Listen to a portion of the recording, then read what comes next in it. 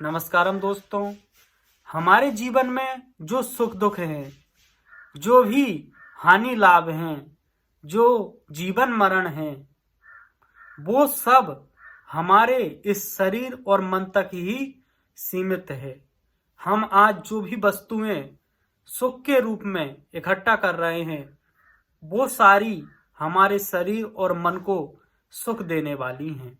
लेकिन जो हमारे ऋषि मुनि थे, जो प्रकृति के रहस्यों को जानते थे, वो इस बात को अच्छी तरह जानते थे कि शरीर और मन का जो भी सुख है या दुख है, वह बहुत क्षणिक है, वह नष्ट होने वाला है। इसलिए उनका ध्यान उन वस्तुओं को इकट्ठा करने पर नहीं रहता था जो शरीर और मन को सुख देने वाली हैं या दुख देने वाली हैं। यदि उनके जीवन में दुख भी आता था तो वह उस दुख को अनित्य समझ करके उसमें भी मस्ती में रहते थे, क्योंकि वो जानते थे कि यह जो दुख है, यह मुझे प्रभावित नहीं कर सकता है, इसकी पहुंच मुझ तक नहीं है, क्योंकि मैं ना तो शरीर हूं और ना मैं मन हूं। लेकिन आज हम जिस युग में जी रहे हैं, इस युग में हम इन भौतिक वस्तुओं को, भौतिक साधनों को, इनको ही सब कुछ मान बैठे हैं।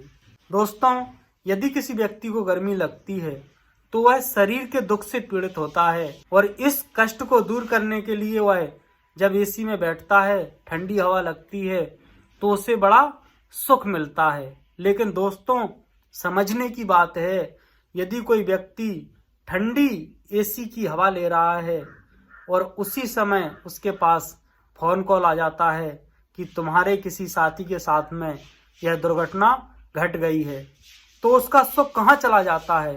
वो कैसे दुख से व्यथित हो जाता है। उसका पूरा शरीर जो सुकून महसूस कर रहा था, वह दुखद तरंगों से क्यों भर जाता है?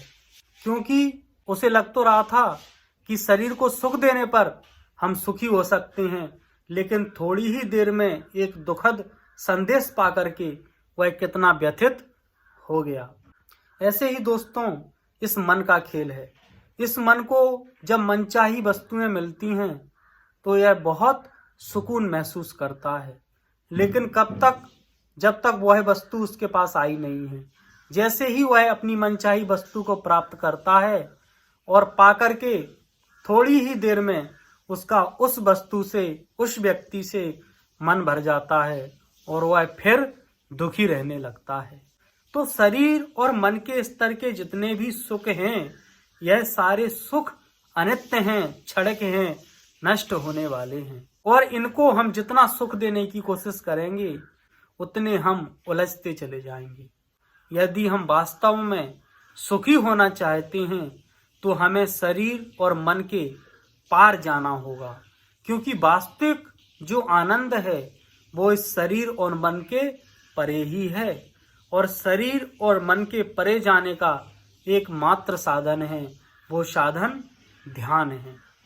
जब हम निरंतर ध्यान करते हैं तो हम अपने आप के नजदीक जाते हैं, और जो हमें खुद से दूर कर रहे हैं वो ये शरीर और मन और इनको सुख देने वाले और दुख देने वाले जो भी साधन हैं, वो हमसे दूर होने लगते हैं। उनसे हमारी थोड़ी सी दूरी बनने लगती है, और जब दूरी बनने लगती है तो हम जो हैं वो प्रकट होने लगता है, और हमारा जो वास्तविक स्वभाव है वो क्या है?